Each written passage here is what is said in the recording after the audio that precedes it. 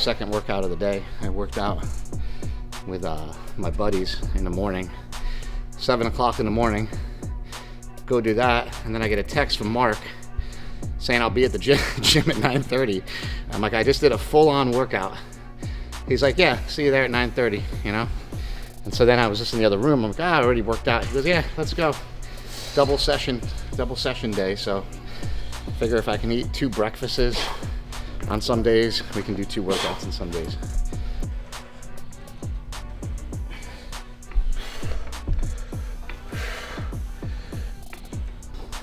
Doing a little bit of back and shoulders today. Throwing in the single arm stuff in between the pull-ups. Gives me a little bit more rest. Lateral raises. Superset with some pull-ups. Started with some rows. Probably do like 2 more exercises after this, and that'll be it. It's called Versa Grips. An invention, a creation that someone made years ago. It's a good one. I like them a lot, so I use them often. Takes pressure off my elbows. Pretty much everything that you do in a gym, you're using your hands in some fashion. Your hands are the thing that connects you to the resistance. And then because you're using your hand, you're using your forearm. Because you're using your forearm, you're using your elbows.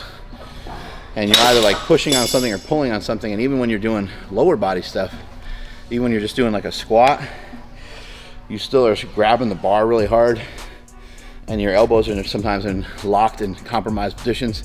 Even the deadlift itself, you know, throws a little more tension on the elbows. This doesn't take tension off the elbows completely, but it reduces how hard you have to squeeze. People have it twisted when it comes to training. They think everything's cheating. They're like, well, I'm not cheating, and isn't it gonna not allow my grip to be strong? Well, how strong do you need your grip to be, and for what? That's what matters, would matter the most. Same thing with bench press.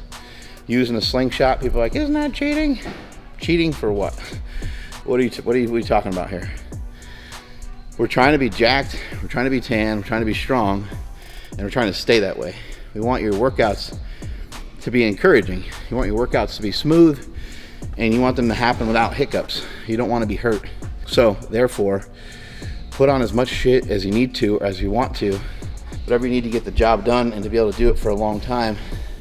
I've been able to do it for 30 years, and that's the only way I've been able to get myself in shape and get myself strong, is to have done it for a long time.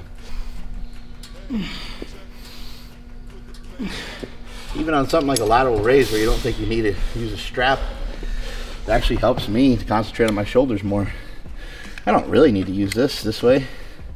It's only 30 pounds, so my hands aren't that weak. But I like to use it. Feels more comfortable.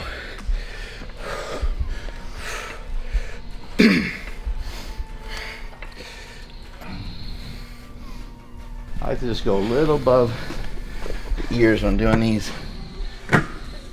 and to try to lead with the elbow.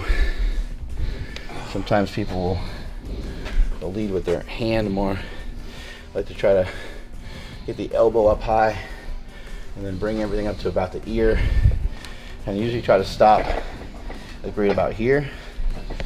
I don't think you need to be like totally just doing a straight lateral raise. For me, I kind of more here. I go up in there. Sometimes people get a little ridiculous with the form, then you end up not being able to use any sort of weight. I don't think that's a good idea. Gonna do a front raise also. I like the way a front raise feels. Some people have also kind of said that there's no reason to do a front raise because you bench press often, and people do a lot of push-ups and pushing exercises. But I don't think a front raise only works your front delt. I think it works the whole shoulder.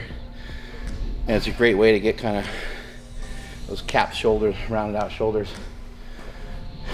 I like to do them different ways. Sometimes I'll bring them one at a time and kind of punch towards the face. Sometimes I'll bring them out a bit. Your workouts don't need to take long ass time. You can work out pretty damn good with a warm-up. Your warm-up might take you about 5 to 10. Then you can have a workout that's about double or triple that length. So we're talking about, total workout time. I think a reasonable amount of time to say that you can get good results from would be like 40 minutes, 45 minutes. Anything under that, you can still get good workouts in. You can get a 20-minute workout in, and it can be a great workout. But in general, I think 35 to 40 minutes. You're already there, so I would say like at least put about that amount of time into it.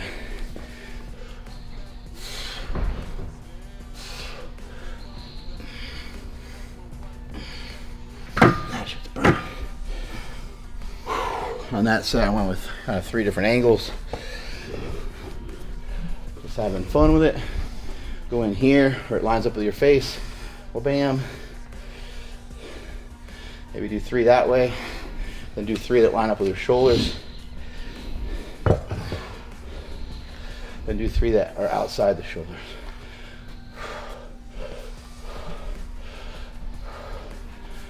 Something like that. They're burning. Set of lat pull downs. Go with this kind of underhand grippy. Just to switch things up a bit.